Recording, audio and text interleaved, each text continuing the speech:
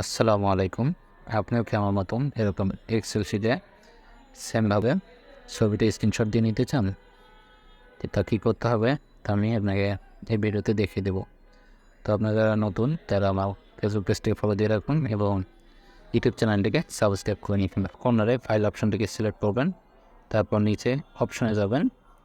Option থেকে quick access টুলবারে click করবেন, তারপর এখানে অল কমেন্টসে সিলেক্ট করে নেবেন। তারপর নিচে গিয়ে একটু সার্চ করে দেখবেন যে ক্যামেরা নামের অপশনটি আছে, সেই ক্যামেরাটিতে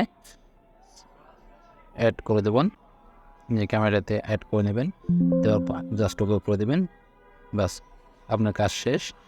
তারপরে এখন লেখাটিকে শুধু মার্ক করে নিয়ে ওপরে ক্যামেরার অপশনটি আসবে, সেখানে ক্লিক করে নেবেন।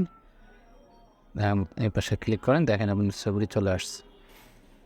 ধন্যবাদ। এরকম আর টিপস পেতে আমার ফেসবুক পেজটিকে এবং ইউটিউব চ্যানেলটিকে সাবস্ক্রাইব করে রাখবেন। ধন্যবাদ সবাইকে।